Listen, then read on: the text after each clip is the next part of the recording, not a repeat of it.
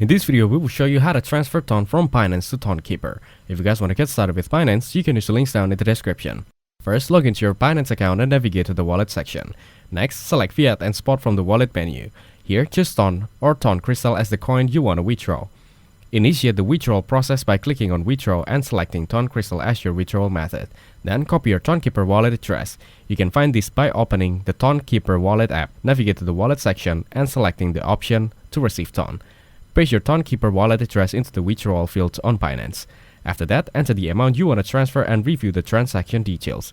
Now, confirm the transactions and complete any required security steps such as two-factor authentication or 2FA.